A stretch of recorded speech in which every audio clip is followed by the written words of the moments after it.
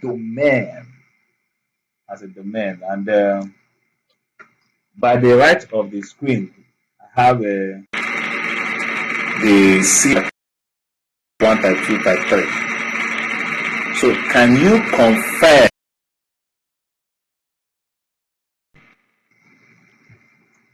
authentication is, or what a type 2 authentication is, or what a type 3 authentication is? Give me examples of type 1, type 2, and type 3. Type 1 authentication. Mhm. I say I don't forget that. I don't watch that video yesterday. Okay, so let me refresh you again. Type 1 is what you know. Okay, what you are and what the other one. It's like So type 1 is what you know. Then type 2 is what you have. Say to the man, okay, when talking, when second notification for you send your authentication code. Then type 3 is who you are. Who you are is your, they call it, I think, bio something. Biometrics. Yeah. wait, biometrics Your are the bio, type 3. yes, biometrics is those distinguishing features that has to do with your human figure, like your human being, Yeah, your yeah, yeah, body, yeah. We talked about it your yesterday. yeah, your fingerprints, your palm, your eye retina, all those things. Why type 2, what you have your second phone for sending OTP for token, your token for people that use bank external token. Then type 1 will be what you know, your password, your passphrase. So they are very, very important your exam and also ahead of where you're going. So we're looking at Security Operations Center, and we say that this domain involves the day-to-day tasks required to keep an organization's assets secure. It includes incident response. It includes disaster recovery. It includes maintaining the operational security of systems, security of information systems, and use case. Hmm.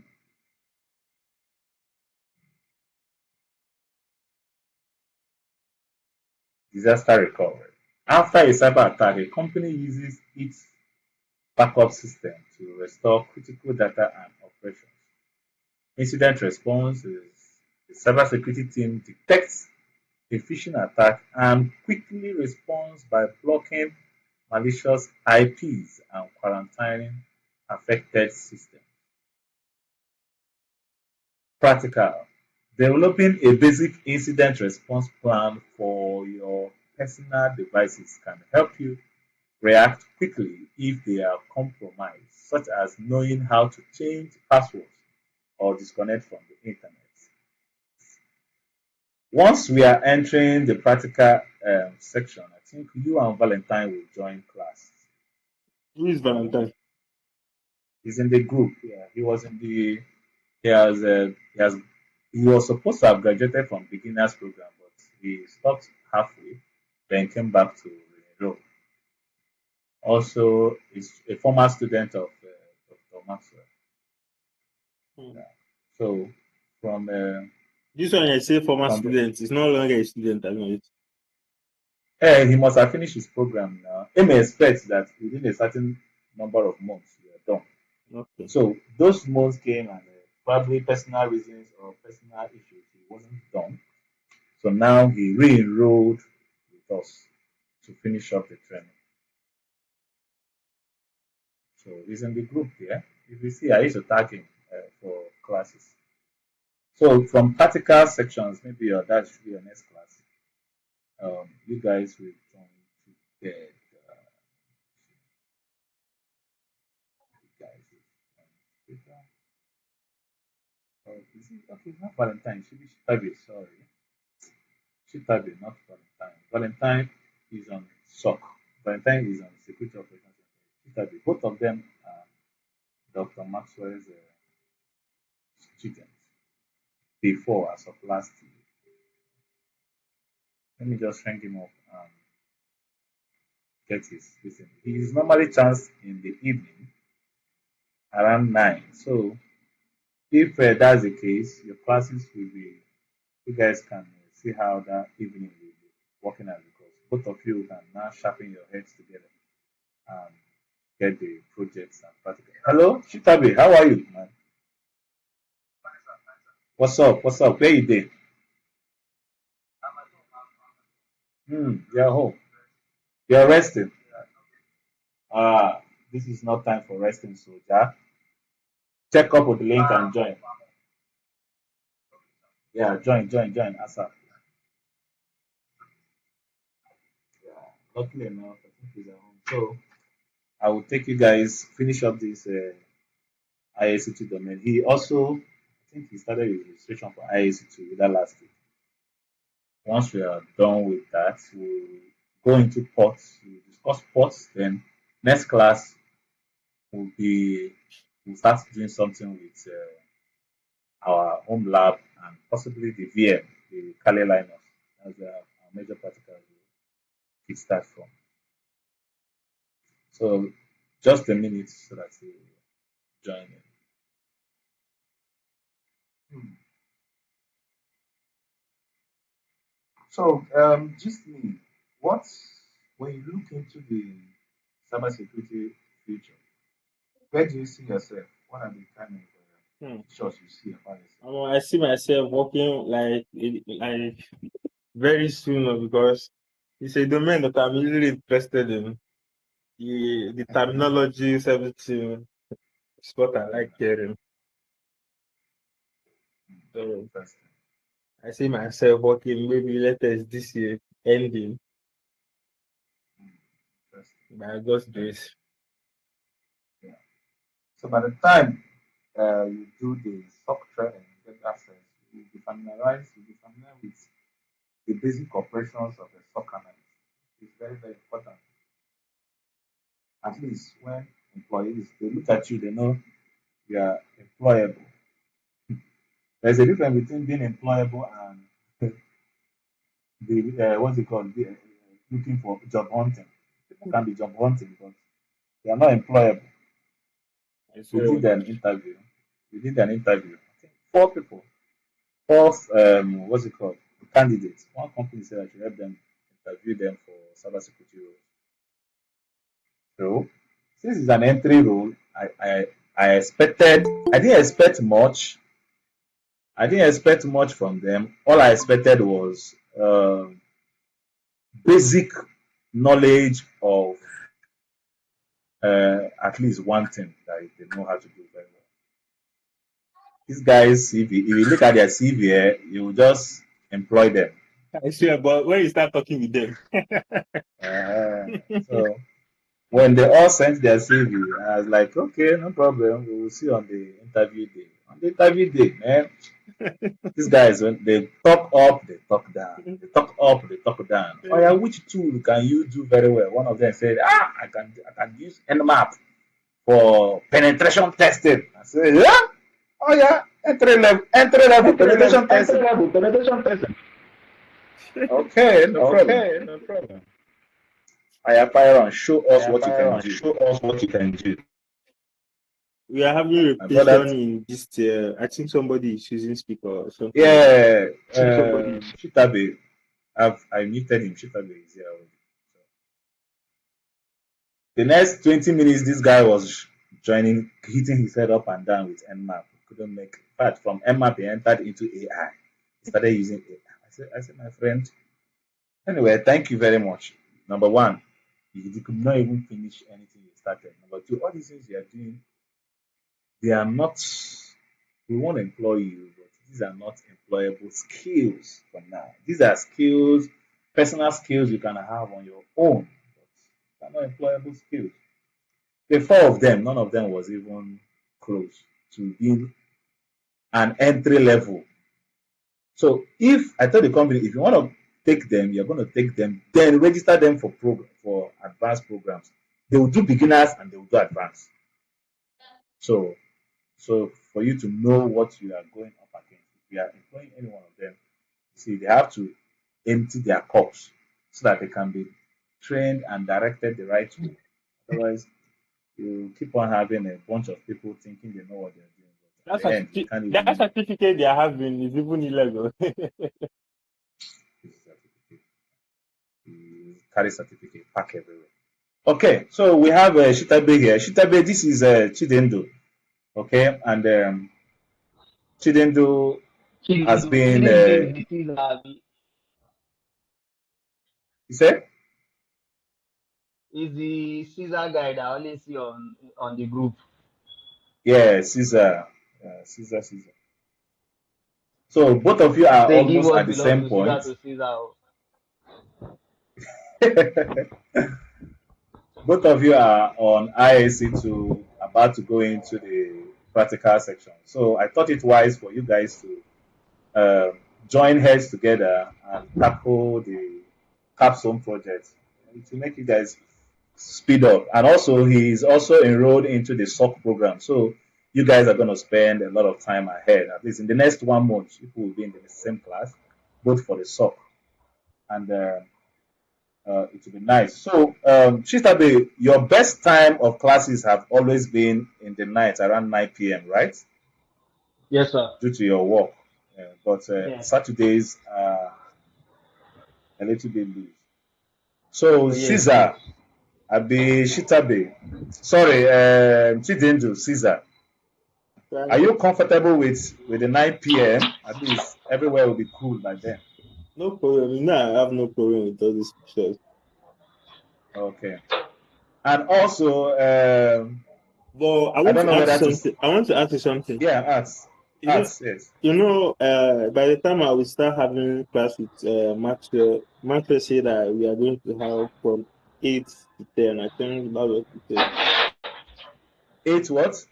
From 8 to 10. By the time I will start for with his class. With him. Yeah. Okay. When we are done now, so far as I'm done, when I'm done with you guys, you and Maxwell you can do what you want to do. Okay. Okay, no problem. So, but And whenever, whenever, he's still enrolling with Mr. Max. yes, he's Mr. Max disciple, just like you are, but he came in straight. Mr. Maxwell brought him straight from day one. So I think he's on a better foot. Yeah. So, but Just it's all right. thank God say they carry you come. They no leave you for corner. It's all right. So that sock, you guys are going to do very well in the sock program, and let's hit the ground rolling. So we wouldn't spend too much time today. Okay. Yes. Okay. So Shitabe, we finished this ISC2 program, right? We Yeah, finished I it. think we were left with like one or two more modules that we Slide. said we'll do the next Okay. day. Okay. Now the one on security development security is where we are talking about the SQL injection, etc. But how they can do that. But the one ahead of it is Security Operations Center, which is what will dive in more in the SOC program properly. So the IAC2 introduction is finished, and the next class you guys are going to have, we're going to do set up our home lab as little as it is. Then once we set it up, we'll do some network enumerations and with Nmap and other tools. Yeah, I But don't need this for setup, like I don't need to you do already it. you already have Kali Linus, right? Yes. Yeah. So far as you have Kali Linus, you're good. You're good. So we'll do the home setup, then home lab setup, then do network enumeration. So, but to conclude today's class, we will look at ports. We'll look at ports, ports, and we'll see what are ports, how do they interact, or how are they useful to us. Also, we'll see how they are important even in the exam.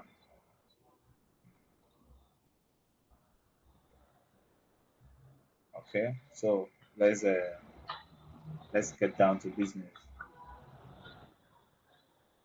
So ports are crucial points of communication for devices on a network.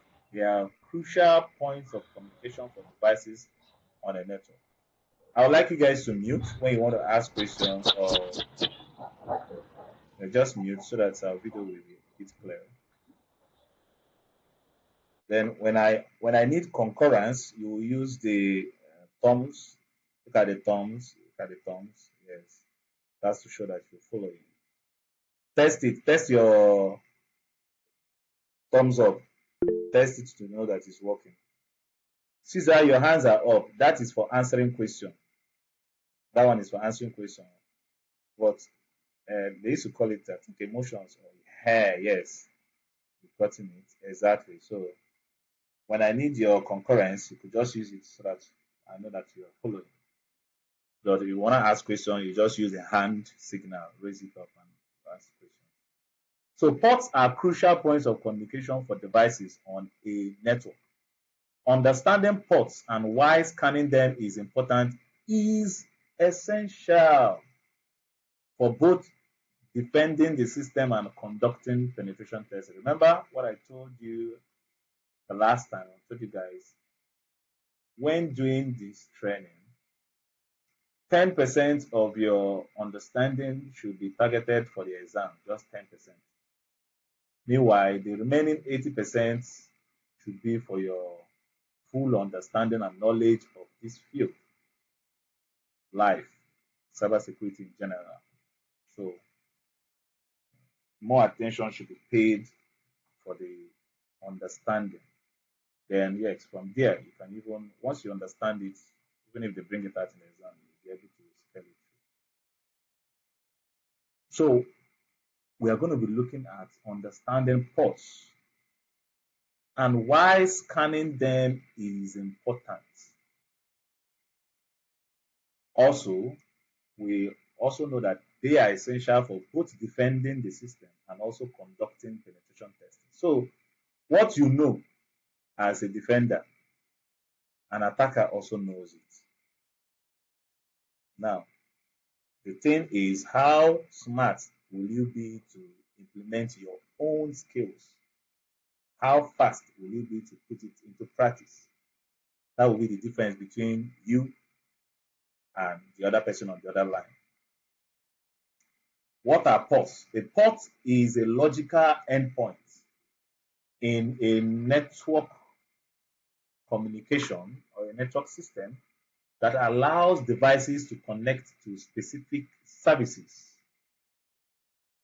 This is English language. Okay?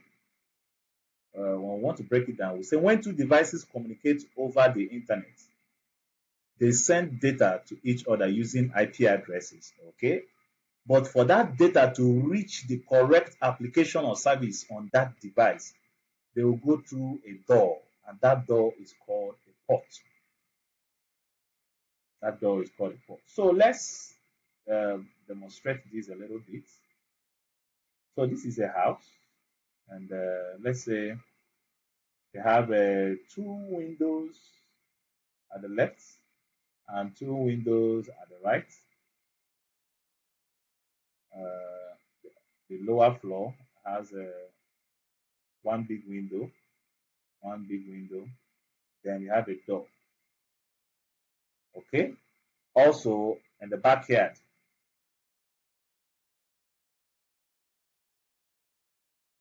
there is another door in the backyard.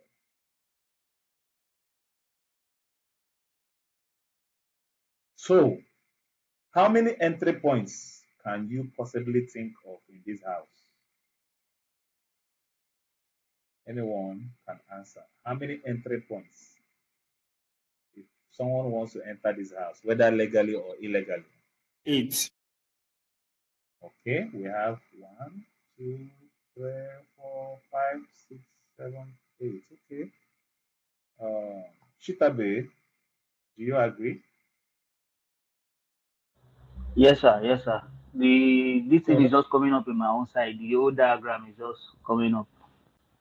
okay, all right. It's your network. So nobody is thinking of the roof. So person not free enter from the roof, but it will be difficult, right? It will be difficult to enter. Yeah, you can even Enter from the you roof. can even enter through the wall. It depends the kind of Yeah. The what's it called? The materials or how equipped you are, you can break the wall and enter.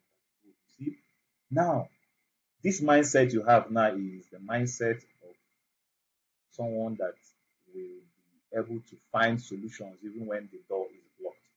They tell you that, oh, there's no door here. You think, why not break the door? Or why not break the wall? See? So, depending on how secure a building is, you find a vulnerable spot and break in. That's if you are working towards being a penetration tester or a red team. But if you're in the blue team, yes, you will not say, okay, I think this particular side of this building is weak. Let us expect a break-in from here. You see how the both ideas are working. Okay. So in this building, potentially we can see 8 entry points, yeah, excluding the ones that we need force to enter. Now, in a network device, and when I mean a network device, your router can stand as a network device. Firewalls, etc., others can stand as network device. How many entry points do you think a network device has? How many do you think?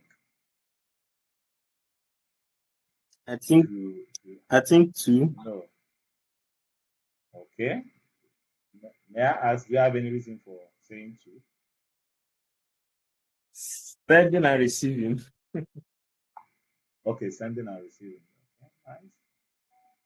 Sending and receiving. Shitabe, what do you think?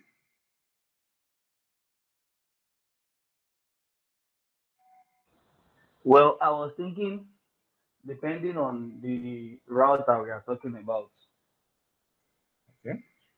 because I believe some router have like over 4 to 5 entry, depending on the size of it. Now, I hope you guys are not looking at the router physically as in per slot, like, okay, there is a port here to enter, there is port here. I hope this is not what you people are referring to as entry points.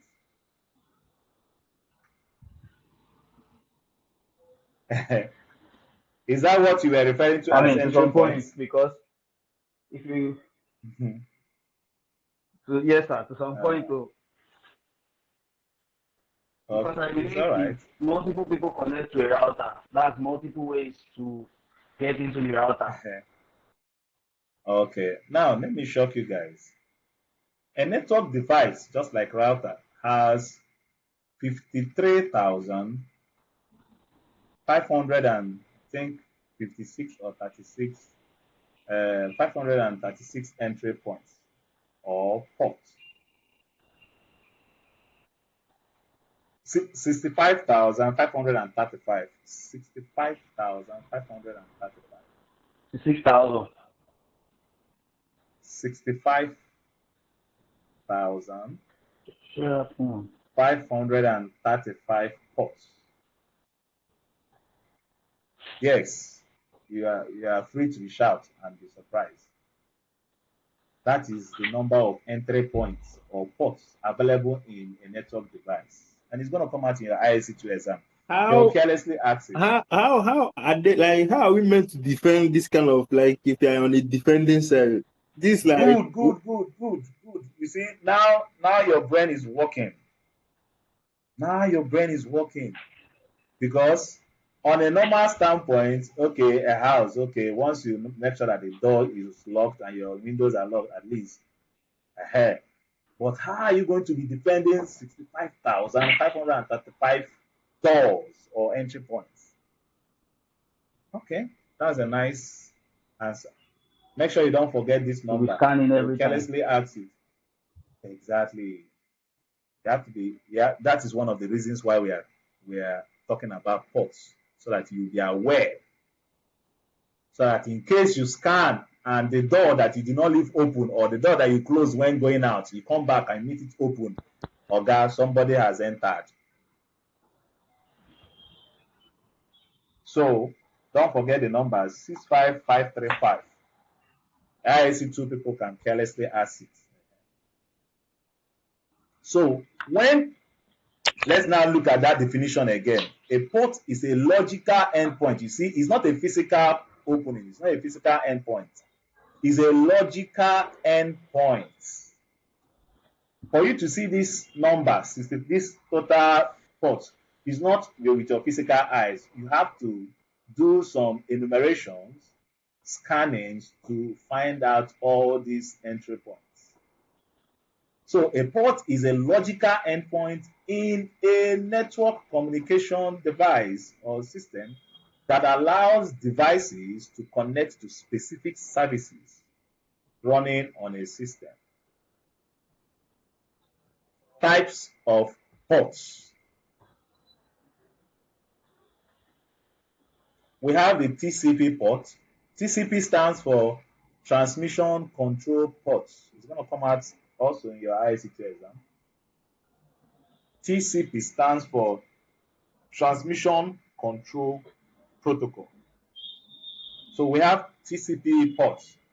Now, whenever a system or the internet needs to do reliable stuffs, when what is doing is connection oriented, they will use this word connection oriented in the exam. When you are doing when the work to be done is needed to be connection oriented or reliable, then services like HTTP, HTTPS, FTP will be put into place, and those are transmission control protocol ports. Just to mention a few, we have two major ports, TCP and UDP. Why TCP stands for transmission. This my writing is very, very fantastic. Trans Transmission control protocol. UDP stands for user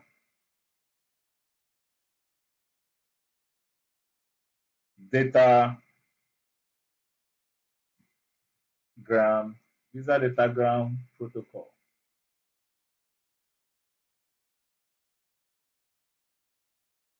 So whenever you hear about TCP, what should come into your mind is reliability.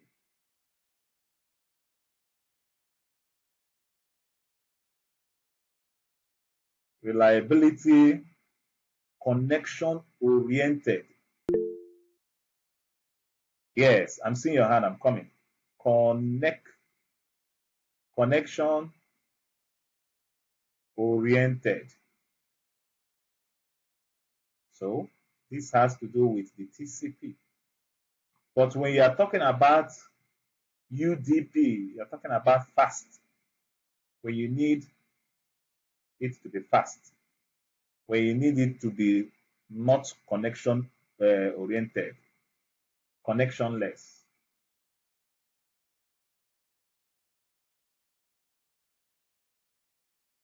When you want the network or the information to go very fast, is less reliable. Less reliable. So example of TCP, we have HTTPS, which is the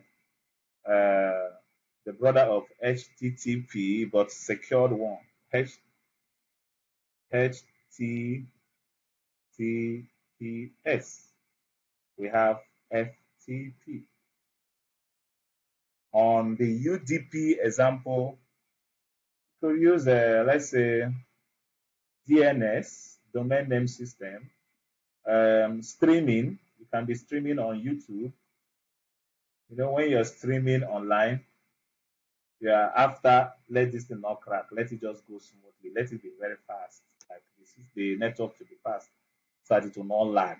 Okay, Caesar, your hand was up. Go ahead, ask your question. I wanted to ask about the 63,500 and this thing port that you said earlier. Is it the one Yes, go ahead. that is it the one that were further classified into two?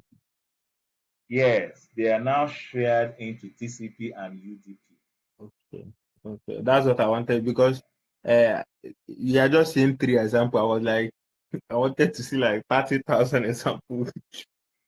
So yes, they are shared into three types. So now there are lots of ports or lots of systems that will be operating under this TCP. Why also in UDP there are a lot of them. Also system services like when your Microsoft want to do something in your system, it is all those things. They will go through different doors. When they are going, some of them will just take some ports. Once they are done using those ports, they will drop it and use another one. But we have some ports that are very fixed for specific purposes. For example, the port for HTTPS is always fixed.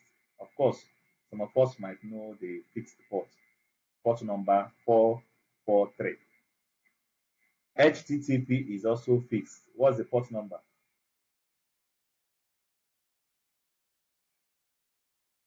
8.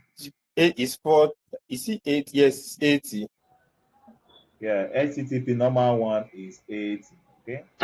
So all these services they have their port number. So from the material here, we said, okay, TCP stands for Transmission Control Protocol, and they are characterized by reliable. They are reliable. They are also connection-oriented communications, and we also listed out some of the examples. You're gonna make sure that this particular topic you gain much from it, especially these ones we are explaining, because in the exam they will come out. Under UDP, they can ask you examples of UDP ports, or they can even ask you what's the full meaning of UDP. They will say user data protocol, user datagram protocol, user datagram proto or port. So if you are not careful to read your questions twice and understand it, you will make a mistake. So now under port numbers, ports are represented by numbers ranging from 0 to 65535. Baby has woken up. Give me a minute. Mama. Come.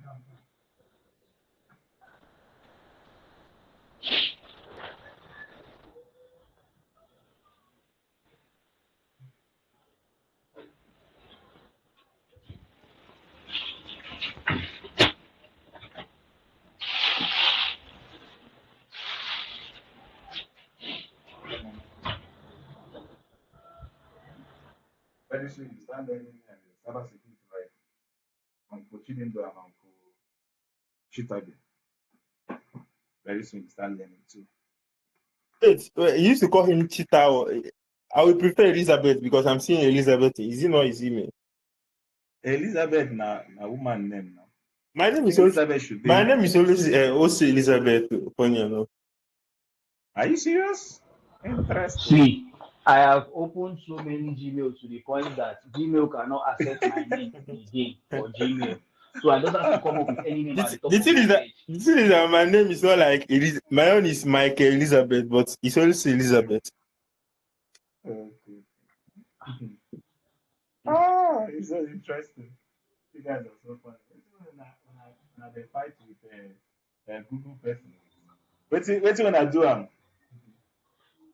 The owner of Google. The thing is, yeah, the thing is, well, if I'm using a particular email now, once Yeah. I get to a point that maybe I change number or anything, that email is gone because the email is attached to the particular number I used before. Yeah. And me, And I you can't like to retrieve it. separate all No, my like things. yeah, I like to it's separate all because my you're not things. setting it to. I think you can I don't like to actually put set a everything in recovery one. email, that kind of a thing. No. You The can thing have is, hold on. Yes, I know, but one thing is that I don't like to put everything in one under one Gmail. I have Gmail that is separate that I use to operate anything that comes to my bank. I have Gmail that is connected to my laptop. I have Gmail that is different from my phone because This an Agbabola I've life, been in a man. position where Agbabola. no, Oh yeah, I've been now in a look at position where someone lost his phone and they just access everything because everything is on one Gmail. And once you have access to that Gmail, you have access to everything in that person's life, both banks, I understand. social media account, and everything.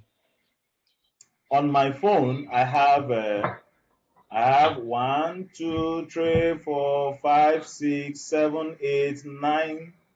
I don't lose count. Now I start again. 1, 2, 3, 4, 5, 6, 7, 8, 9, 10, 11, 12, 13 Gmail accounts on my phone, and the 13 of them are live. Yeah. Me, I Now, only have four in my own, and I'm even feeling Just bad, have like to. I'm teaching Google. out of the 13, I think maybe 5 or 6 is Four. being used almost on a daily basis. Okay, so for all of them, one has access to all of them. One is a recovery email to almost all of them. Then my wife, apart from all these things, my wife is a Sir, recovery that is the scary email part. to my stuff. That one that is the recovery something is not even logged in on my phone until I read it before I log it in because that's the scary part. Once they have access to And that one that yes, is the recovery, they have access to everything else. you see that I recovery don't log part, you it in have until to I read it. do it. Yes, yeah, you have to do it in a way that it doesn't fall into the wrong hands. Like my wife now, if anybody wants to log into my wife's phone, I will get the alert. I'll block it, even without she knowing. You know how women are. Before she will even know that somebody is trying to log into her All the email. money don't go. Like the person for long the jolly for Iceland. So as I'm It still seeing happened to login, somebody in my workplace as of 2 days ago. so as They I'm stole the seeing person's phone login, and they used the person's email to send money. yeah. So as I'm seeing login attempt, and I check from where, which one be Italy? No, we are here in Lagos. I beg, I will deny. I would I mean, deny. I will all your wife don't go room. as in so anyway, it's good that you are very um, aware of what is happening and how to secure. There is no one secure pattern that works for everybody. The one that you see that works well for you, please manage that system well. For example, I have more than I mean, almost even as you are doing now, that's what they call 500 decentralizing passwords. whatever. So you know, Yes, I have more than 500 passwords, and all of them are still live. Some of them I will soon retire them and change them. So managing, some people have different ways of also managing passwords. Some people use other systems, clinical. So please, we have to be very aware of how these things are. Because of what? You see this thing we are learning. If door one, door two, door three no open, there are 65,535 doors they are ready to be cracked and blocked I and mean, broken down if there is no sensible and security in place. So we are going to during our enumeration, we will also see how the first set of testing or scanning you will do will be the first 1,000 ports. The remaining, some companies or as they carry come, they will keep most of these ports. They will keep them unavailable or blocked unless someone specifically go and open them up. Okay, so there are ones that are being used frequently, while there are some ports that you need to go and use your hand and open them. Okay, so let's go ahead. So port numbers are represented by numbers ranging from 0 to 65,535. And we have well-known ports that are the ones that are well-known. And those ones that are well-known, of course, HTTP is well-known, right? Yeah. we know HTTP. It uses port 80. We also know HTTPS. Yes, sir. It uses port 43. Then some of you might know SSH. SSH stands for Secure Shell. Secure Shell. And it uses port 22. I don't know who I was with the class the other time, and I told you that port 23 is a brother of SSH. Port 23 is Telnet.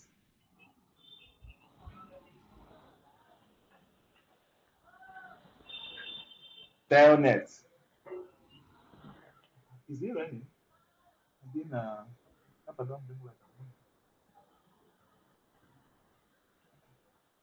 hearing sounds of water. So Telnet is the brother of SSH, port 22. A company that wants to open up remote services for their staff, they will go through port 22. Port 22 is like a secured, um, what's it called? Remote connection protocol. It will have a username and it will have password. So if you are being given access, you go through it. Okay, I'm coming. Why port 23 is the backyard door of port 22. If I want to check your website now, whether I can access it from back. If I check your port 22, okay, it's secured. What about the backyard, port 23? Some people might not secure it. Some routers, their port 23 is open. Some routers, you'll be shocked. So go ahead, Caesar. So please, what's the meaning of that SSH and how is it used? Like, do we use it on website? Do we use that HTTP? Okay, SSH, like I said, stands for Secure Shell. SSH. SSH. So how you're going to use it is okay. Write down this question you asked me during our SOC so that I will show you, because people are going to connect, do some connection and remote connection during our SOC. So it will be better I will explain to you. You do it practical. You will have more understanding than the English language I want to speak to you now. So please write it down. Once we start our SOC, especially during the time when you have giving you access to lab, you remind me, we'll do this. We'll do a little, because it's very, very easy. Connecting to SSH, for example, if I want to remote connect to my server, I will first type in the server's username. Let's say my username is Brian K. Brian K. Then I'll put in the IP address of Brian K. If it is 192, sorry, what is it? You want to sit down? But don't drag the earphone, okay? I'll put in the IP address. After the IP address 192.168.8.105.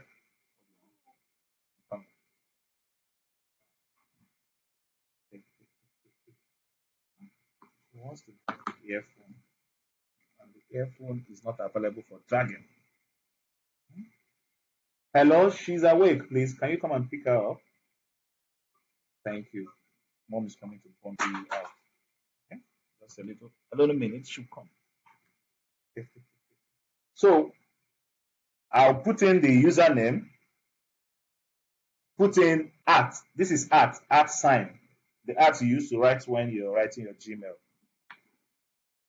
Okay, then after it, I'll put in the address of where I want to go into. This is the IP address of this Brian K that I want to log into. Then I will send it, enter.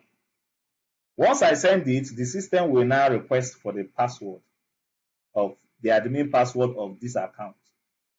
Once you are able to provide the admin password, it will now log you in as Brian K. And at that point, you are using SSH, which is Secure Shell Remote Connection. Now, this means that the particular laptop or machine or server that have this account might be somewhere, might be in another room, another office. But you, there is another place you have remotely logged in I don't know whether I'm making small sense.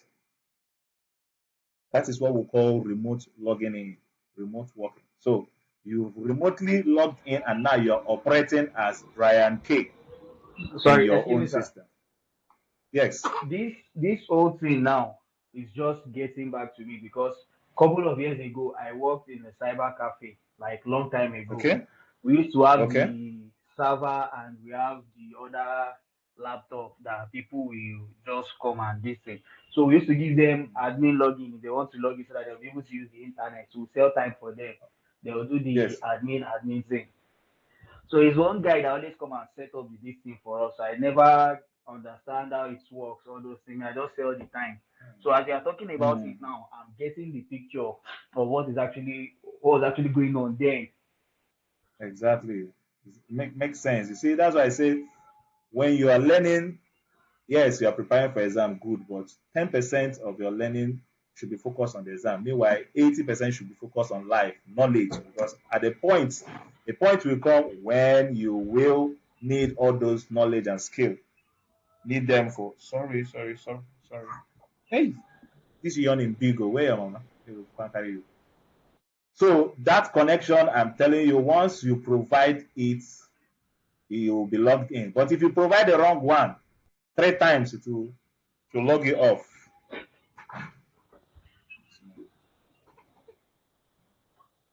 Thank you. Bye bye. So while we are talking, I'm spinning up my Kali Linux so that I will show you how the remote. This thing I did practically now. I wrote on the dashboard. I'm going to do it here, but the machine I want to log in with is not on. So of course I'm not going to be able to log in. Let me see. Uh, where is HP? HP has a password, right? I have a password for HP. Okay.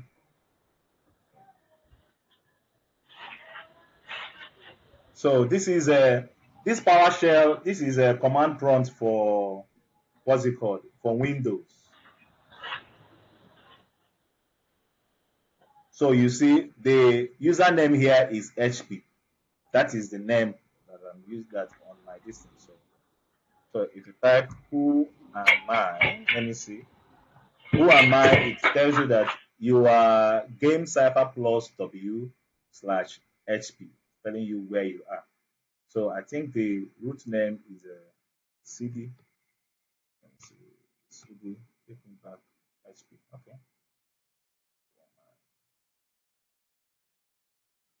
I'm under Game Server Plus, then HP. So now I will try to see if I can log in remotely into my Windows in my Kali Linux. And of course, you know that Kali Linux operates independently from your Windows. Hope you guys know that it Yes, works independently. yes. Now my own is working independent. I bought separate hard drive for my own. Like I separated because my own has two slots for Hard SSD. drives. Okay. SD. Okay. So I bought in case one crash, may no go affect the other one. Yeah, you can also do the recovery and snapshots just in case you don't know what it means. See, this is snapshots. It is like saving the current state so that even if it crash, you will not recover from your current state. In SOC, in Security Operations Center, it's called disaster recovery. So now watch to see how many screenshots I have. This is day one. This is the day one of a successful Kali Linux installation on my machine. Day two is bug bounty day. On this particular setup, I've set everything I need for bug bounty. Day three is crappy, CRAPI. This is for crappy program. Day four is job budge.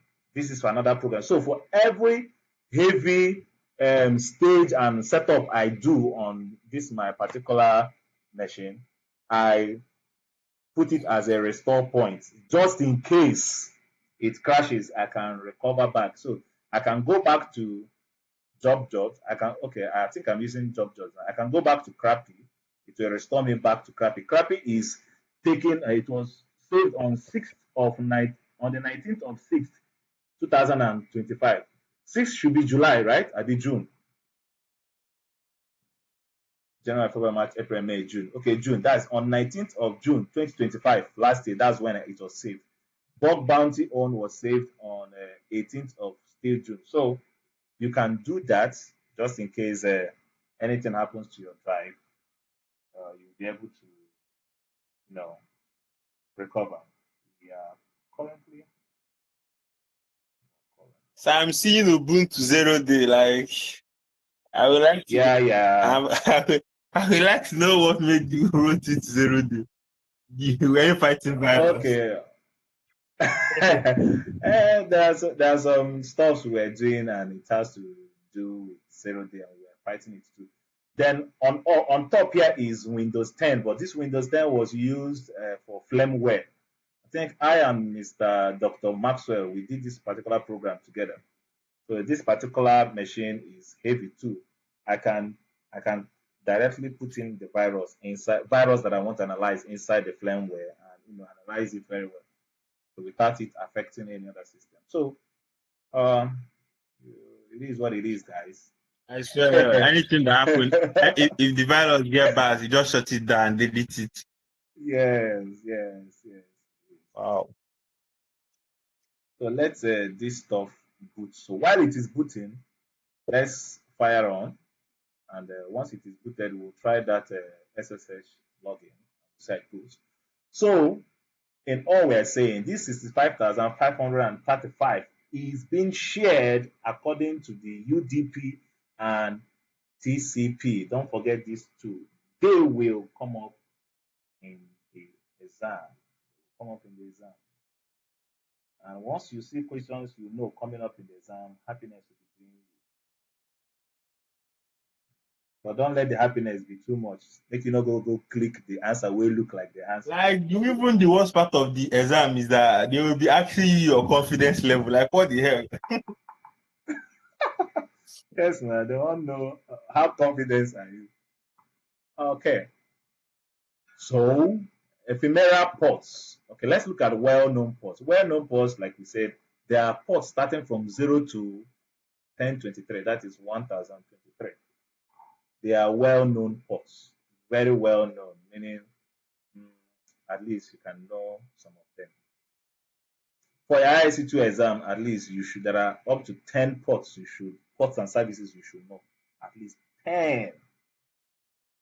Because out of those 10, they will bring out maybe 5 or 4 or 6 from them. Well-known ports is from port 0 to port 1023. Ephemeral ports. Ephemeral is an English word used for too important. Use and dump. Use and dump. So they are not fixed. You can use them. They are dynamically assigned. So I'm For example, receiving a 15 minutes countdown in my screen. no fear. If the countdown reach and our class no finish, we'll start again. We'll start them again. No, just worry yourself. We did.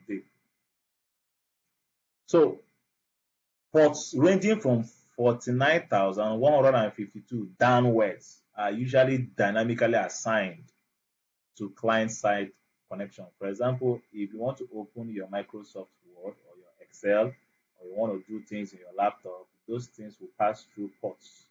So this number of ports remaining, they can be used and dumped at usual, use and use and use. So they are not fixed. They are not order fixed.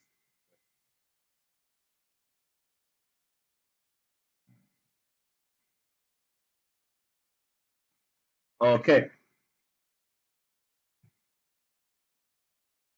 Mhm.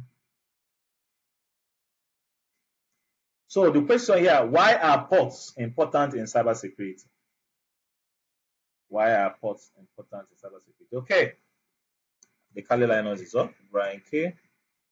Yeah, I am. Mm.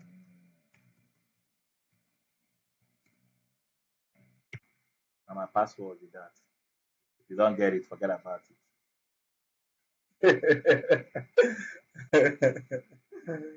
My password is I.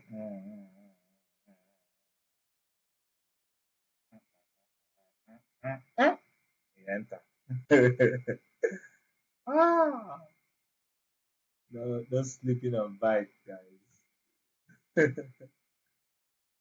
Okay. Boot. Let's do what we want to do. So, why are ports important in cybersecurity? Ports are critical because they define what services are available for external devices to connect to. So, the port will let you know, okay, this place, this door you want to go to is available. Maybe you're in the house, you want to go to the kitchen.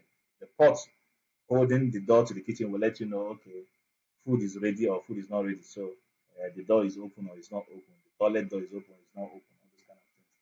There are some houses you go, the doors, maybe one room, you see that room, that door is locked. Not go ask why they locked. Use the ones where they open.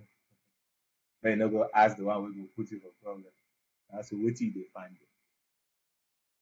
So each services listings on a specific port.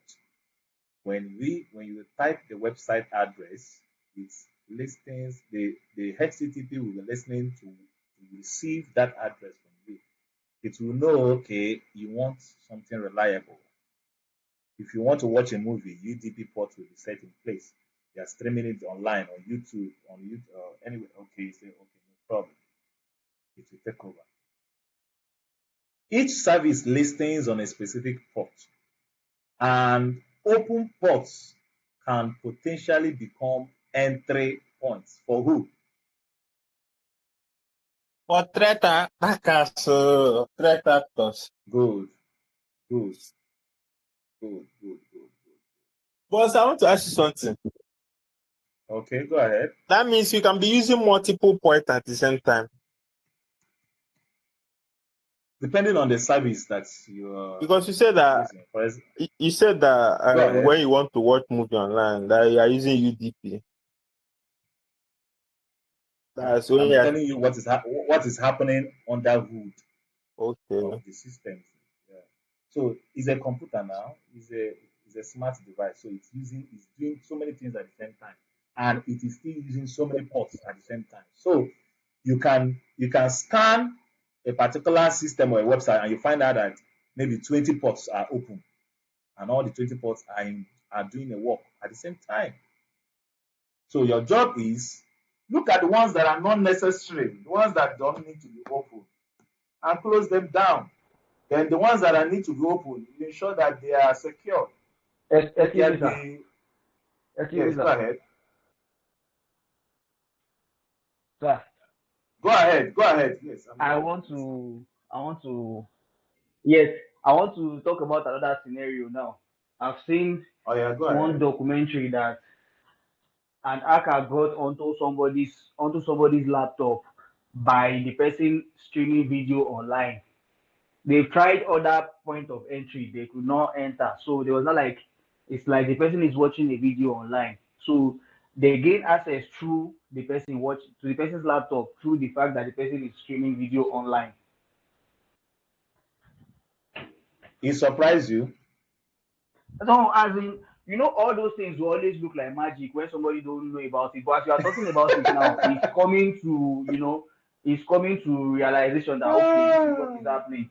That means that port was carelessly left doing his thing. Maybe the person just yes. paused the video and left, and the thing is still on. So Yes. something like that. As you're talking about it now, I'm getting the whole thing. Yes.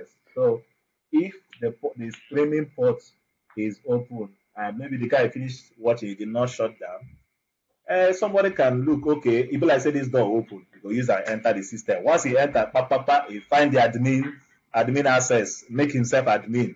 Anything we want to come to him. And it's gone. Not too long. While I was coming up into the field, I set out to do a project. I was building a virus that can be embedded into a picture. Now, when I send you the picture, and you, of course, when you send picture, it will not load. It will tell you to download it and load it before it will open. Yes, sir. Once you click the download to open the picture, as the picture is opening, the virus is entering one time. You will be looking at the picture, meanwhile virus will enter. That virus or malware, maybe the job is go into this person's laptop, get me all the password that he has been saving on his Chrome. If you get it, send it directly to me as a notepad, a note document. All these things will happen in less than 20-30 seconds. The victim will be, hey, this picture nice. So we learn how Hey, to do all this thing. Calm down. Be calming How you going to down. learn how to do all this? Like I said, moral instruction. Don't open any picture that Brian sent to you. Sir, anything the threat actor knows, we the defender have to also know it. Yes, now you should know now. You should know. Anything that the threat actor knows, we the defender, so we also have to know it. Yes, that is why you see we looked at threat intelligence platform during I don't know which of the weeks we did that. We looked at threat intelligence platform where we used the virus total, right? Virus total. You guys can remember now. Yeah, everybody here, we've done it. Yes. So, what's it called? Chitabe, I reserved we did that thing with Mr. Max, but there was no successful this thing. Don't worry, you're going to see a successful one now. I reserve your security operation introduction for SOC proper. Okay, else we would have done it last week. But I reserved that topic for SOC proper, so I will not waste much time. So, this virus total, we're going to open it now. We're going to scan a document or a picture. Then you're going to see whether it is malicious or not. Then maybe on my free time, I can embed a malicious software inside a picture or inside a file. Then we can also, I will send you guys the file. You can download it, then scan it to see what it can find from it. I'm not downloading. No. He says he's not downloading. You download with your VM, not with your normal system. If it's infectious, download it while using your Kali. While using your Kali, not with your normal system. That's the problem. My Kali is in a system. Like my Kali is not in a visual box. Why are you afraid? That is the job you signed up to do. So wait, why is your Kali not in he installed the OS directly. He installed the Kali Linux OS directly. Okay. He's not using a VM. Okay. He's not using a VM. So look at look at the virus total. So let me choose a file. Probably let me get a picture file, and let's see. This is Caesar. So Caesar, that picture you sent me. I don't know why this thing is only to show here. So it is said, okay, confirm upload. Yes, I'm not a robot. Robot, they ask me, make me confirm say I know the robot. Even if I'm me, I don't go trust you. As in very annoying something. Robots, they tell you, make you confirm say you know the robot. Okay. So let's. Where is the picture? Yeah. Checking hash function. Okay, confirm. Uploading 100%. Okay, so the picture is clean. I'm clean. Also, calm down. You guys say it's clean. Hey, if it will be you, if it be where you get the picture from, make you not know. So yeah, clean. The picture is clean. 0/61. Okay. Now that picture you are saying now, somebody can edit that picture in Paint and save it as .exe, that is as .execution file, while adding some things to it, then now save it as execution file. Send picture to you. You are seeing picture or JPEG picture one. Meanwhile, at the end, it will now be JPEG .exe. So you are seeing a JPEG image. Meanwhile, that JPEG image has been tampered with. So if that kind of document comes into a threat intelligence platform like this, especially a virus attack, it will just look at it, okay, and see whether it is malicious or not. So let's go back to our port. And I think this is up now. So now, guys, watch. Yes, So I mean, I'm not seeing anything. No. your network is I think his playing network is hanky bad. panky on you. I can see Okay. So guys, this is the write-up for SSH remote login. You see, the keyword first is SSH, so the system will know you want to log in. Sorry, sir. After the This one SSH, is on record, sir. This one is on record. This class is yes, on record. yeah, the class is on record. Yes, So I can see everything. I'm missing it here. I'm not seeing everything. don't worry, no problem. So SSH first, then the name of the system. Just like we have this my Windows that is answering Game Cipher Plus, blah blah blah blah blah blah. Let me check the IP address of this IP config. I think Windows is IP config, right? yeah. Windows is IP config. You say okay. So this is my address 10.28248. Meanwhile, what is my one address here first? Let's see first before we go into the SSL. Host name. My address is 10.24. Okay, let's see. Both of them should be in sync. Because they are connected to one router. This is 10.248.177.214. Meanwhile, this is 10.248.177.123. So it is in sync. I will explain to you guys when we are doing our setup. So now, let me see if I can remotely enter this particular system. This is my Windows. And my Windows, what was the name, sir? Who am I? It's HP. I don't know whether it's HP or the Game Cipher Plus, but let me try. SSH HP at 10.248.177. Where is it? What's your dot 123? The 1 minute has gone. So let's wait.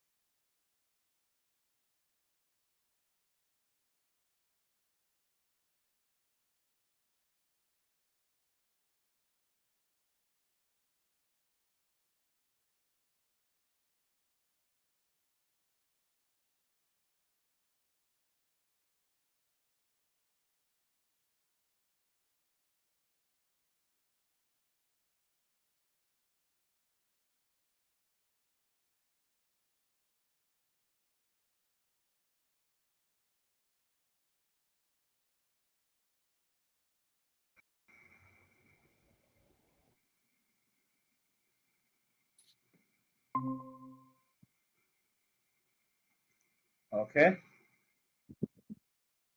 So we have dot 123.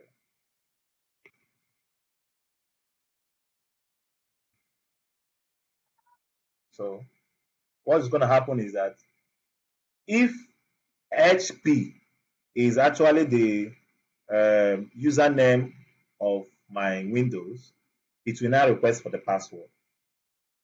Now, if we don't provide the correct password, it will not log us in. So enter. What did they write?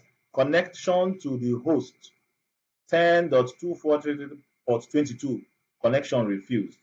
When you get this kind of answer, it means that this particular port is not on.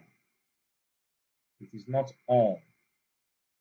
And there's a way to check the ports that are on in a particular system. This is my Windows, and I think what's the code again to check for ports? Net stats. I think net stats. I think all are there something. At your hair, I think I got it. TCP ports. Let me see. Are you guys seeing the TCP, the ports that are on in the system? Yes, I can even see Yes, listening, sir. meaning they are Yes, on. yes, they are listening. They are on. They are on. TCP number 135. Yeah, on. They are on. Age listening. This established. The one that said establishment is being connected, and that is 60502 is connected. I don't know. I don't know what is running, but if we dig in deep, we'll know waiting establisher. Establish. Esther was broke and black. When Esther see money, establish. Establish. Which one is Instagram again? Instagram P3 established HTTPS. Okay, under 60511. So it will keep on running till it will bring out all the active connections. At the time, it will start bringing out UDP protocols or slots or ports that are still available. Okay, so while it is running, let's go back. If I want to SH SHH SSH Brian Ubuntu. Now, Brian Ubuntu is the name of one of my servers, and this should be the IP address that is about was connected to it. So it is off. Let's see whether it will still tell us that it's unreachable. Let's see what it will say.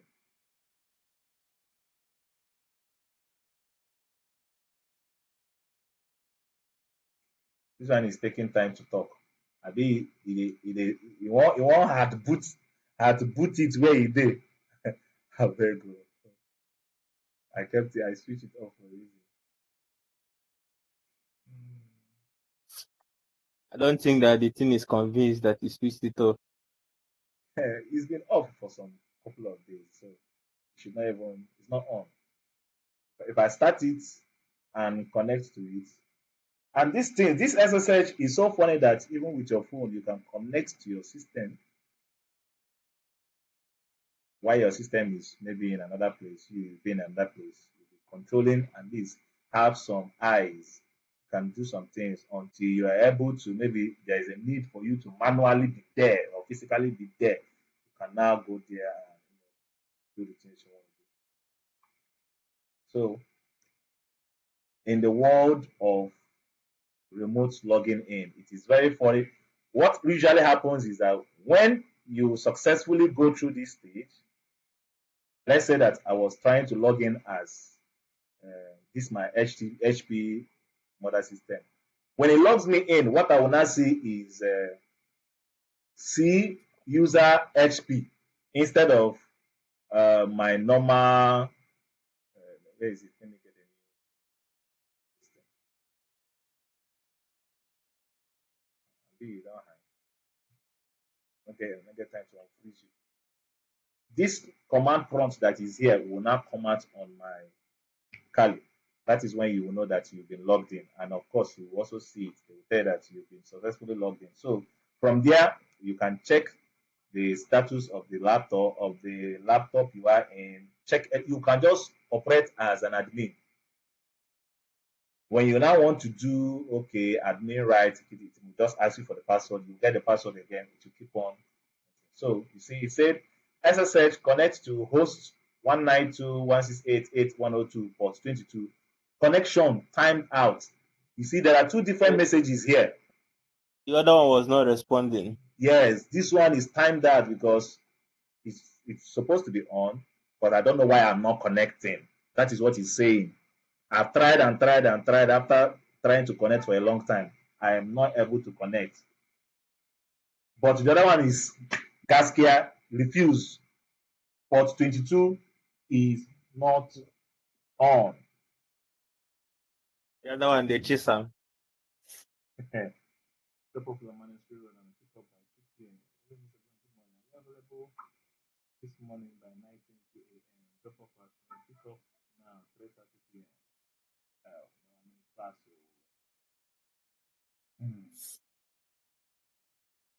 So that is that. You guys will jam this kind of stuff. But once you guys get to it, attack it with or go through it with an open mind. It's always fun and it's nice. At least when people are saying it like this, it's fun. At least for when you are doing it. Why I like this area of technologies, as you they do and they see the result.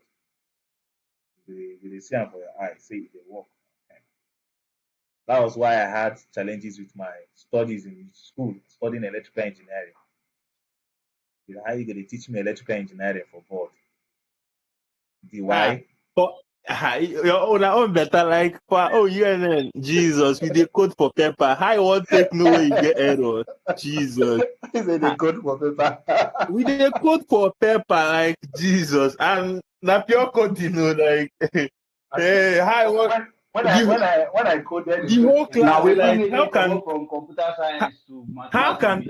how can 300 you have over 300 students and all of them are coding in paper? How are you expected to debug it? And it's like website code.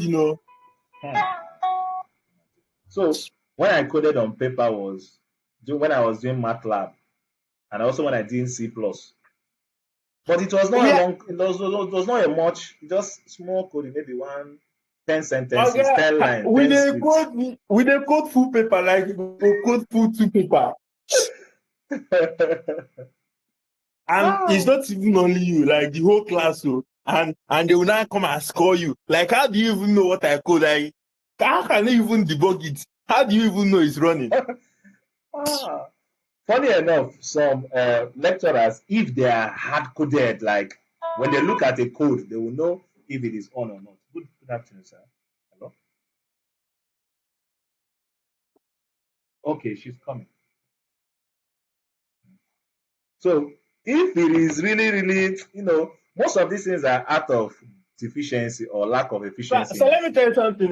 So I don't know about, but you see in Python, yeah, like even space, like if you give space when you are not meant to give space, it can cause error. Like there is no way that man is going to like forming big head. All these things are just all these lecturer farming hours or nonsense.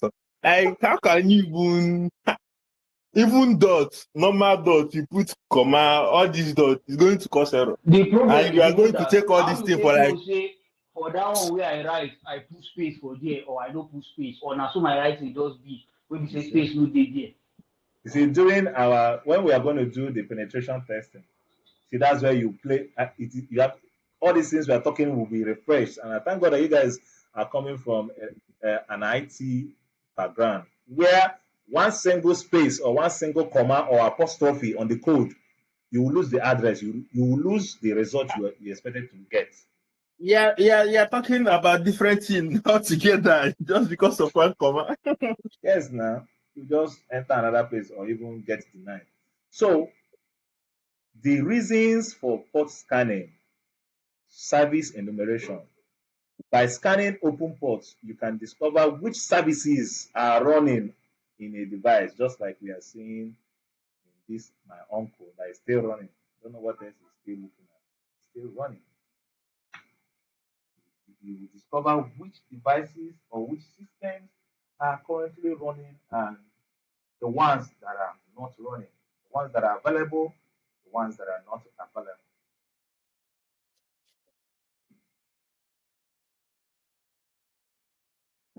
So, and they say that example You can discover which services, example SSH, HTTP, that are running on a device. Then this is the first step for attackers or security testers to understand what they are dealing with. Because you cannot enter a house without knowing which doors are open. If you want to run, uncle, how will you use and run away? So you first scan to know what is available for you. You do the scanning first to know, okay, this place where I want to go, is they available or is not they available?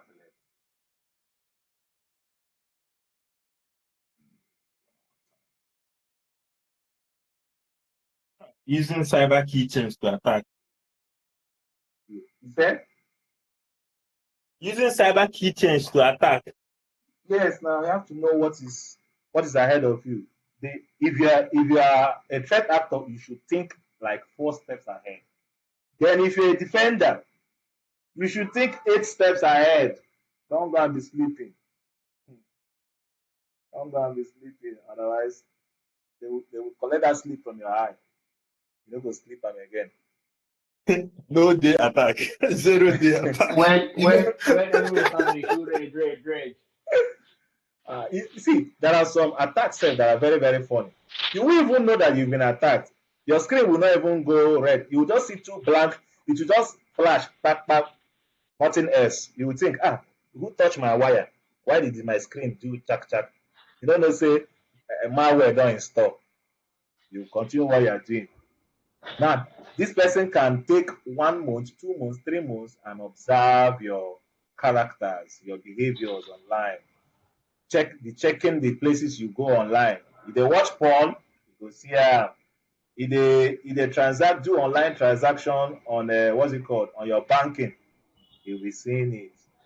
More so, he can even install keylogger, a malware for logging your keys, your keystrokes, what you are typing. You'll be seeing it. So when you type your password and your username, you will see what it is.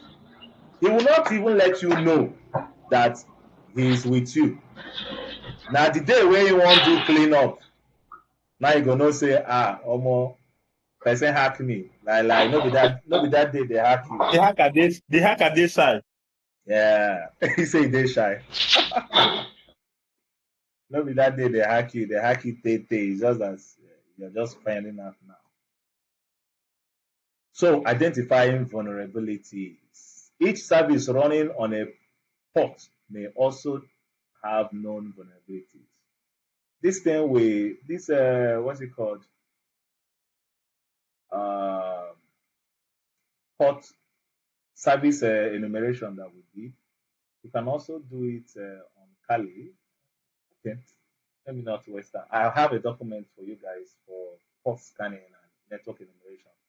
So in our next class, after the home lab setup, you guys will have access to that. You have a lot of scannings to do. You will scan and scan. You'll be scanning. Some of the scannings you might not get sufficient result because it is just your system that you're around, your what's it called, router. But for a large organization or a system where you are seeing 1, 2, 3, 4 servers, all these kind of loopholes will always be there. So, but those scannings, those your steps, those your practice will let you know that, okay, so this is what I can use to scan for operating system. If I want to know what kind of operating system is this, I will use this. If I want to know who and who is using my internet, I will use this. If I want to see which devices are attached to my network, I will use this. Those come very Boss, I handy. want to ask you something. Yeah, go ahead. For this port connection now, it's a must that the system must be on, but If the system is not on, uh, how do I answer now? If the system is not on and the scanning is being done, just like this one that I wanted to remotely enter, suppose it's not on, okay, you'll be logged out for that time. So a smart person can put it on. What if the hacker has already logged in before and then your sister is now off? Will he still control it? He will be there waiting. He will be there waiting for you. Your system, then you can force your system on. That's number one. He can. We are even talking about forcing the system on. he can turn on your camera without your camera videoing you, like without you knowing that your camera is on. Your camera will be on. You won't know. Without the flashlight. Without flashlight, waiting the flashlight, you never want to use flashlight. Your facial camera, not even the back one. Both facial and back one. Anyone he wants to turn on, he will turn on. That's number one. Number two, you switch off your device. Even if you switch and off 100 times, when you on, he will still come back online. Now you are not dead there. Now you are just with the physical device. Bravo. Anytime when you won't come wake up, anytime you wake up. Most of the time, if you are being asked, you don't want to switch off immediately. Yes, now. So they will not go and because if you are being asked, if you switch off immediately, even all your defender that is trying to defend you before, everything will go back down. Booting will put your system at a very vulnerable position. Okay, so each identifying vulnerabilities, each service running on a port may have known vulnerabilities. Scanning allows you to identify potential weak points in the system. Scanning allows you to identify potential weak points in the system. Where is this? Where is this? Where is this document for port scanning? Crucial points.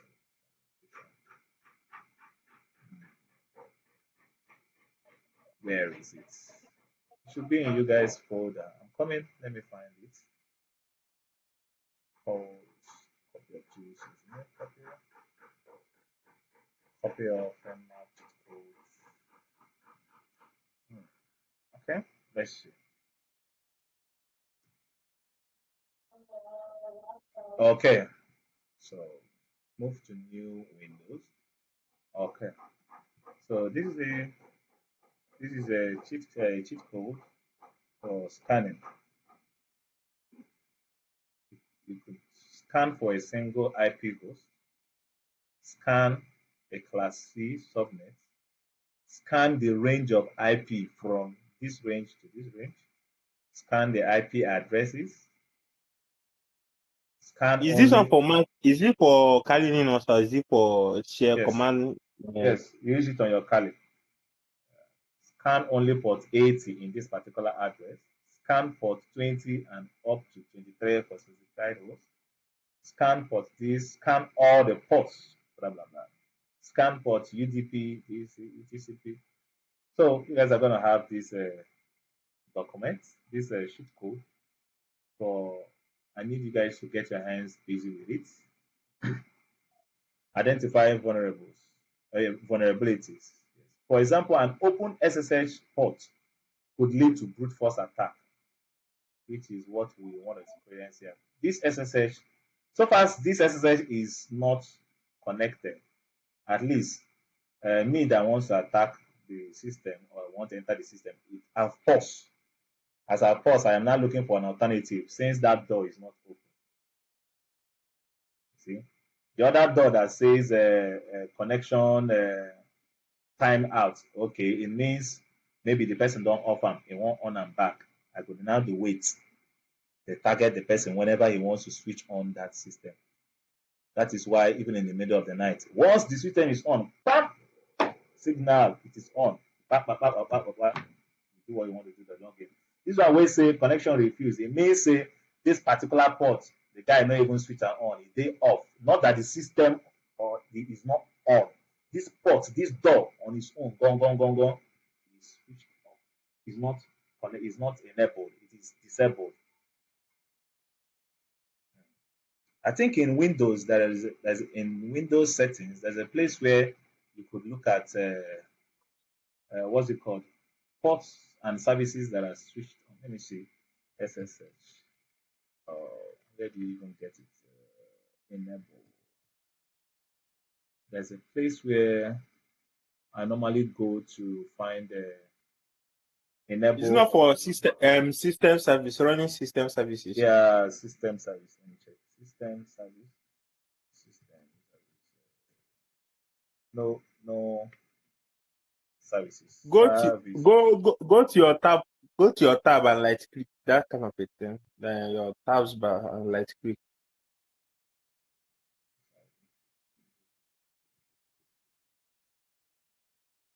Oh boy. Let me check it.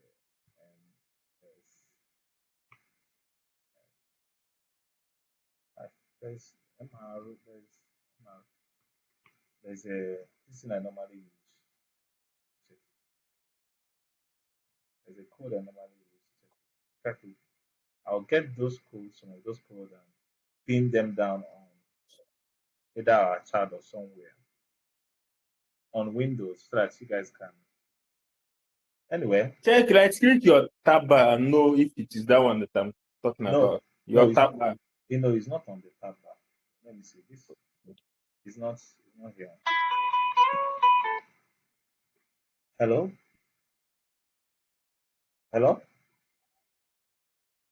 No, almost. You said?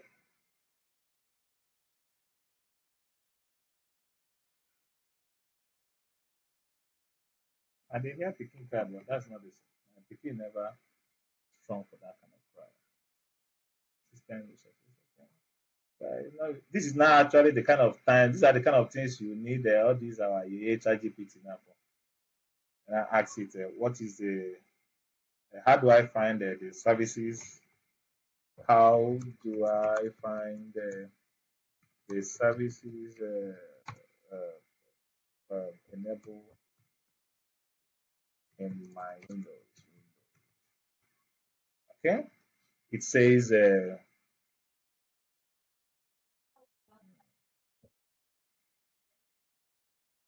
It says to find enabled services on your Windows, there are a few reliable ways, depending on how deep you want to go.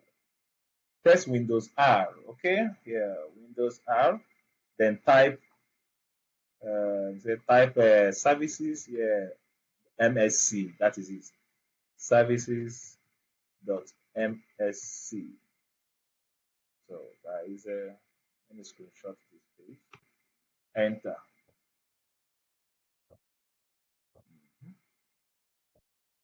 Okay, so we have this here.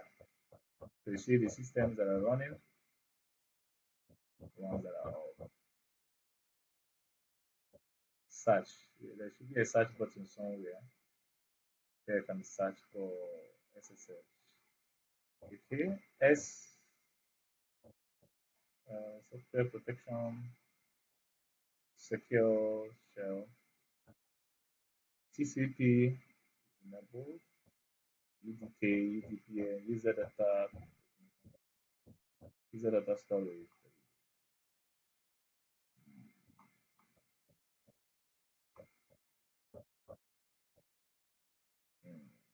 Method 2 using the command line SC query or state. Guys, make sure you get this done. Find out on your system where SSH is on your system. If you are using Windows, find out where it Is is. it the port? You said The port. the settings. Okay. It's not in the car.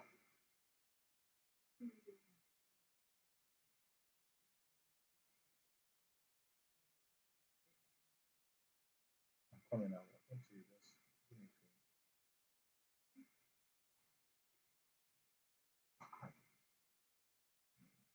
cancel.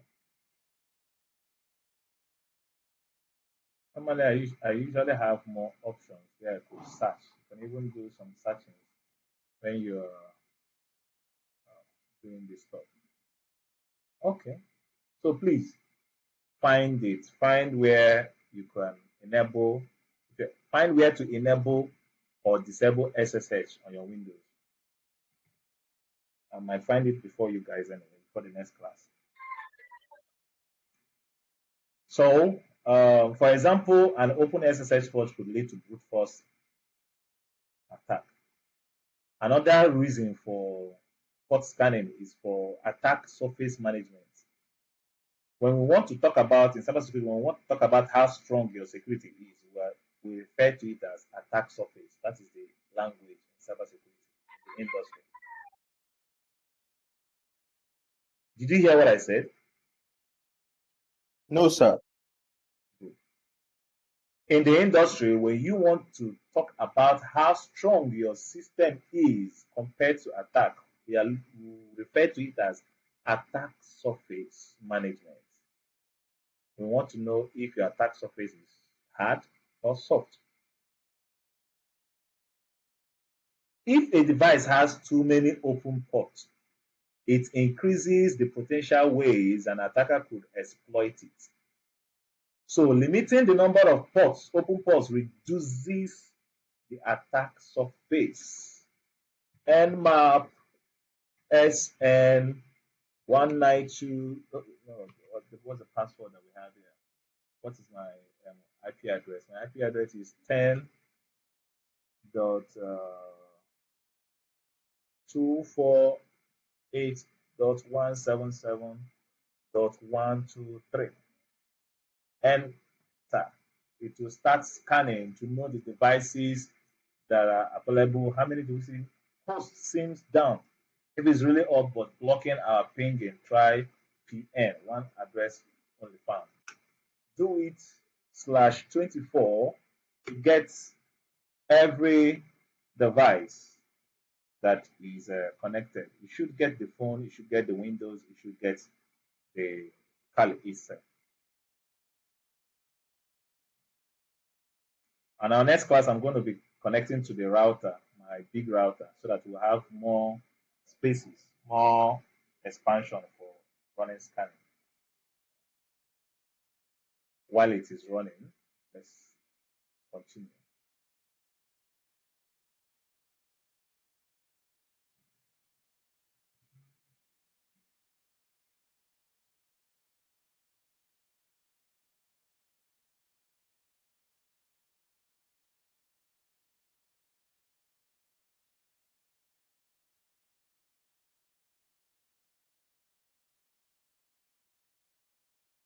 So attack surface. If a device has too many open ports, it increases the potential ways an attacker could exploit it.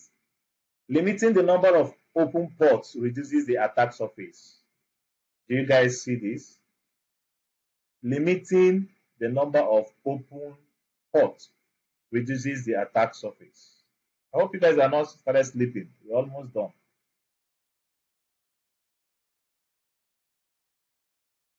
Today's class is quite a long one. This is close to 1 hour, 30 minutes now. Sorry guys, it is what it is. And the game now we did. So compliance hardening. If you want to ensure that your compliance to at least the regulations, etc.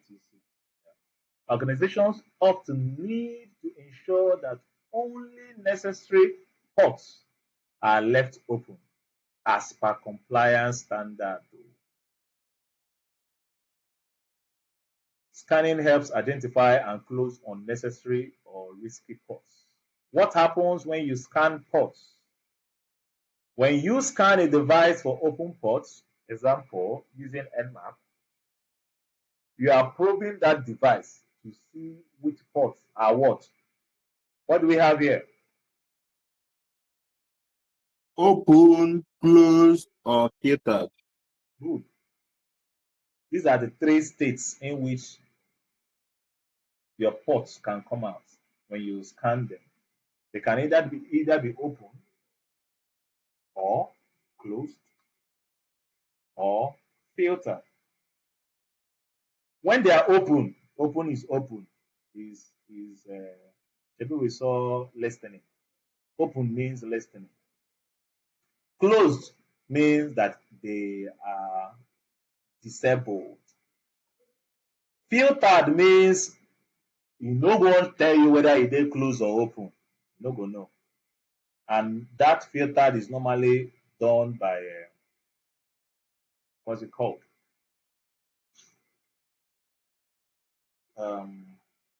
What's this thing you install?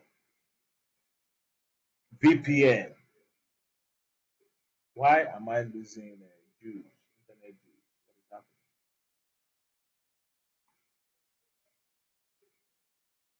My network is lost. Any problem?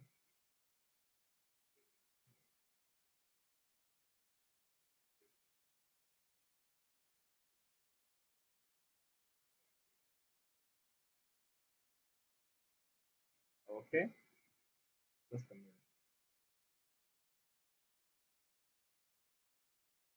Yeah, my network is down.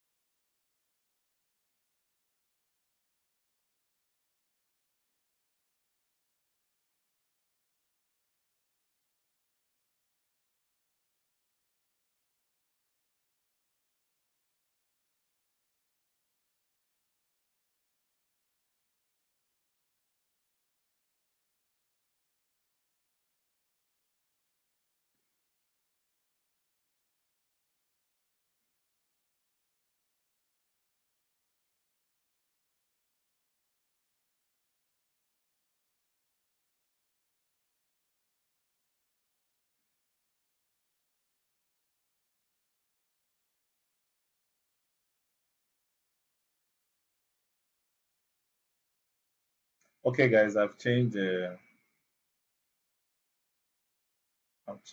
network.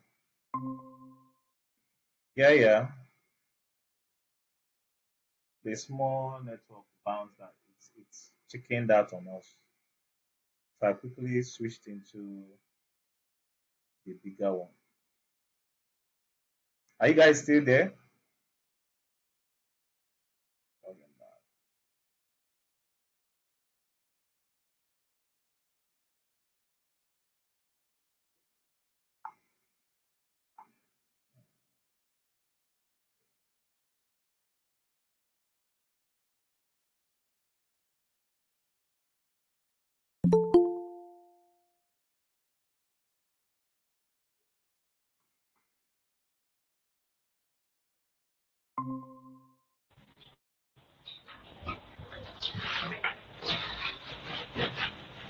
Yes, the small internet checking that on us, so I quickly switched to the big one.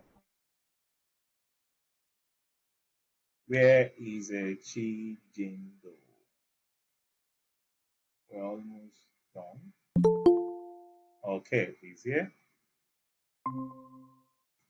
So welcome, my network checking that on us.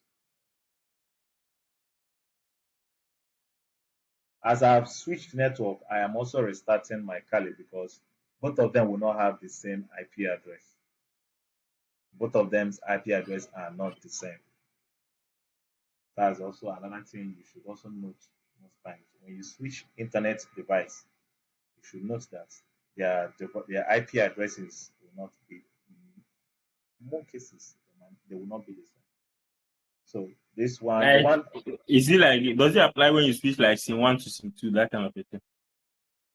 any network, anything that gives you network at all, if you change it and switch to another one, it will not be the same. Now, if you put SIM one, if the SIM one is what is pushing the internet, let's say it's MTN, right? Maybe SIM two is Glow, and you change from MTN to Glow, of course, it's going to change. Let's say, so far as the two of them are different, all these devices are dealt with. Let's say they are individually independent of each other. Your SIM one is independent of SIM two, whether even if they are the same MTN.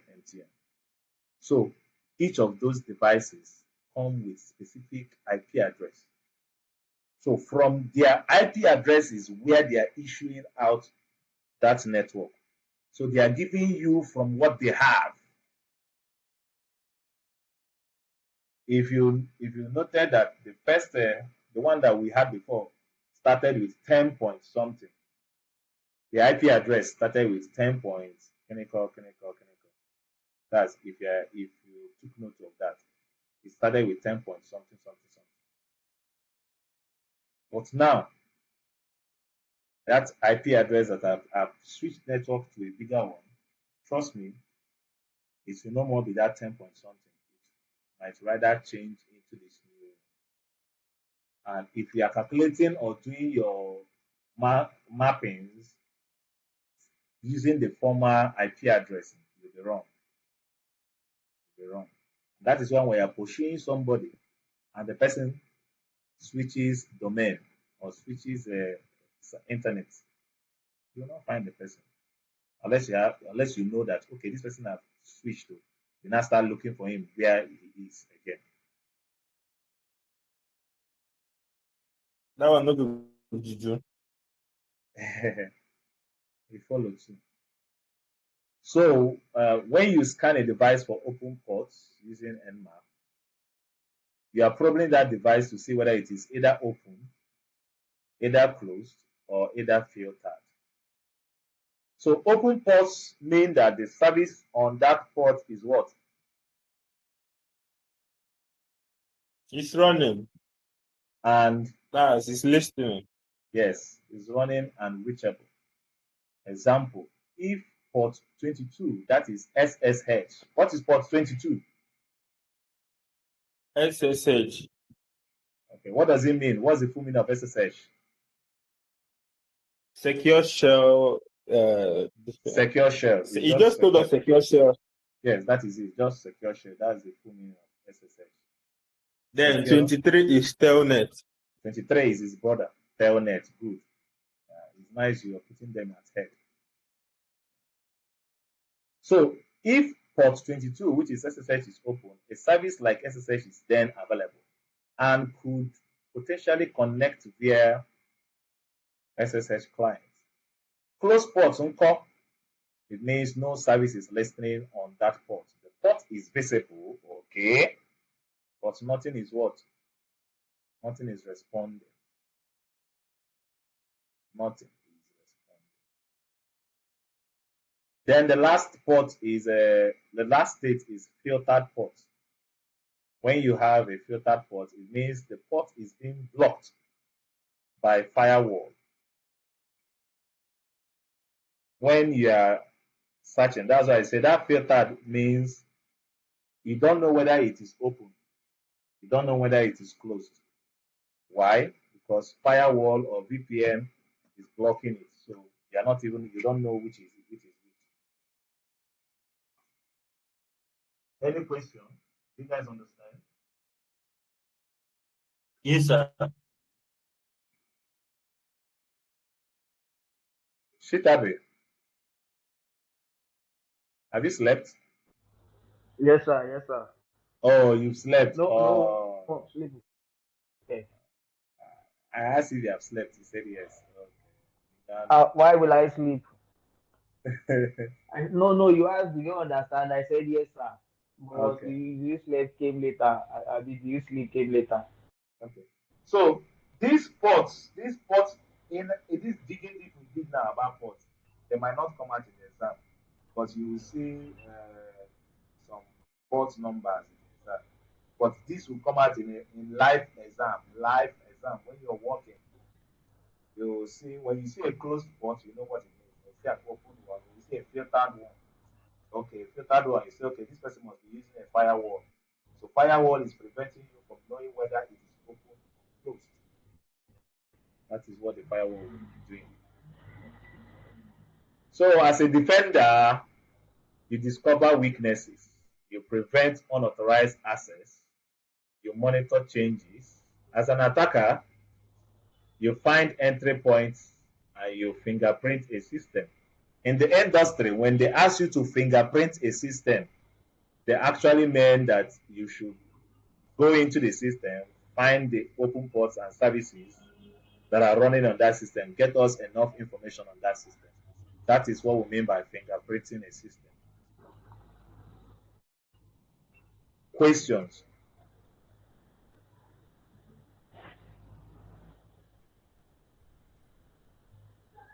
No questions here. Okay, fire on. by identifying the I don't open have ports questions for and now. I okay can't just and wait for us to do the. practicals. Yeah, I understand. By identifying the open ports and services, attackers can figure out what operating system and software versions are running. So far as they find out, okay, this website is running Ubuntu operating system, then I say, okay, which version? It's running version 10.1. 10.1. Is that not the version they released 2 years ago? Hmm. I doubt if these people will be smart enough to have upgraded it. And that 2 years ago version, it has so many loopholes. Let's go and check. Now, so they start to. Now they hear me so. Eh. Once they check and say, Innocent me, that be like I'm using Ubuntu. now the system will talk now because now you are not asking a human being, you'll be asking the system. The system will be vomiting. Anything you ask the system will vomit it. Waiting be your own problem with this Ubuntu. Waiting you are not going to get. You know that most Ubuntu most is systems, actually a strong Linux distro. yes, it is. Most systems like I think most it's even the most secure. OS currently. Most web browsers or web systems they run under Ubuntu. For example, now if I scan my website, I'm expected to see some results.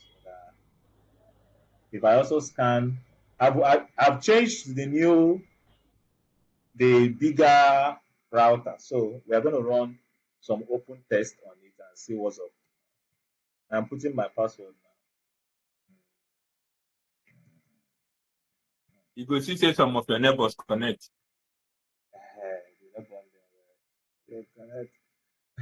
I remember there when we used to save our Wi-Fi name as Connect and Die.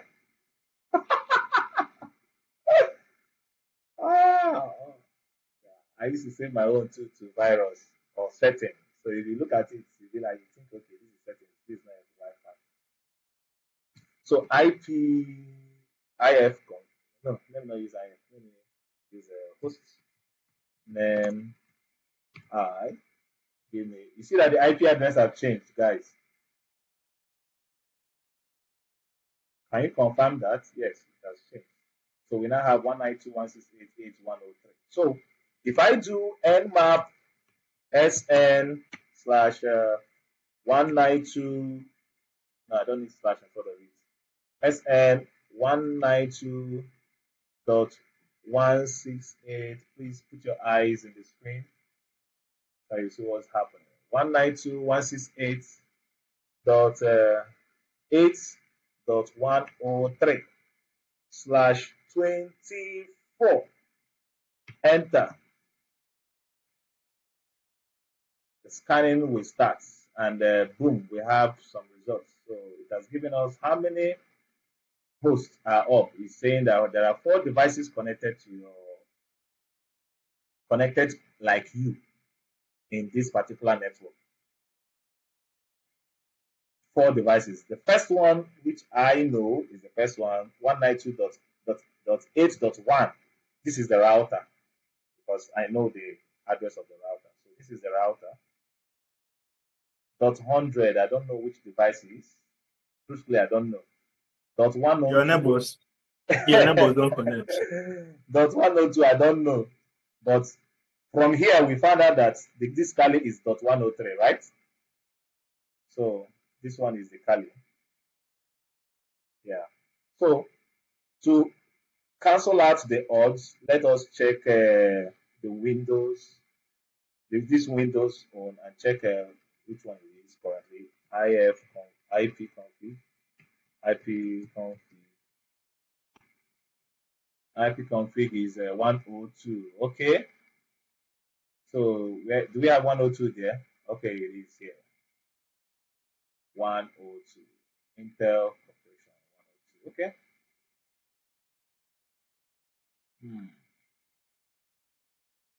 Shenzhen Buan, Shenzhen Post. Okay, this might be my Wi-Fi extender. Okay. My TV is not on. If my TV was on, it would still have come out. So remember the code that I used to do this scanning. Nmap SN192, the IP address, then /24. If you run it without /20, do you know the reason why I'm using /24? Who knows what does 24 even mean? Everything. What does 24 mean in this It means equation? everything. Like how? Explain 24 in an advanced. Everything. Explain 24 as I'm not advanced there. I'm still beginning. Shitabe, do you have any explanation to what does 24 mean? What does it mean? No, I just know that it's just to run everything. So I don't know how else to explain it to. Okay, and I did the same boat. Please write it down on our next class when we are setting up our home lab. You will understand it because we're going to do that home lab setup / a little bit of IP addressing and IP classes. That is where you'll find out the meaning of this 24. This 24 is actually representing the head burn, head full. It is representing let me put it out. IF config. Okay, broadcast. It's not broadcast. It's representing the. Where is it? Where is it? Oh, it's the English I want to remember. Net mask. Yeah. First of all, the 24 lets us know which class this IP address is in. Please, where is that in? I don't. When you're coming to the next class, don't forget this thing. I said read up tools for the next class. Read up IP address, IP classes, and IP octets. You guys are not juniors. I want when I come to class to talk about this particular topic, I want to be talking about it pam, pam, pam, pam, pam, pam. If we have question, we track the question. I don't want to start talking it as though I'm talking to JSS1 students. So read up IP address, IP class, IP octet. IP address and IP classes is what is responsible for the 24/24, and that /24 means that we are operating in a class C IP addressing. So that will be the next class discussion. So please don't forget it. So this scanning we did now, this is part of network enumeration we did. We just find out how many devices that are connected as us in this particular network. And it was an interesting one. So the remaining documents, we are in slide 3.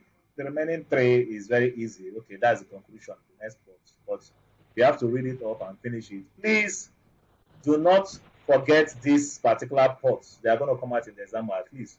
This is 1, 2, 3, 4, 5, 6, 7, 8. Also, add more to it. Port 22 is SSH. Port 80 is HTTP. Port 443 is HTTPS. Port 21 is FTP, File Transfer Protocol. Port 3389 is RDP, Remote Desktop Protocol. It is also being used for having remote access to people's system. Port 445 is SMB. Port 3306 is MySQL. Port 53 is DNS. Please don't forget these ports. They will come out in your ISC2 exam. And read up the remaining one. It's just one more page. How to use port scanning defensively. Then you have your conclusion. Then extra materials below. Blah, blah, blah, blah, blah, blah, blah, blah, blah. And we'll call it a day. Today has been a very busy day for us. 1 hour 50, that's almost 2 hours. So thank you very much, guys. I expect questions from you guys in the next class. You see, we are entering where matter is speed and matter is cost. That is where we are entering. Step by step, we are entering into serious business.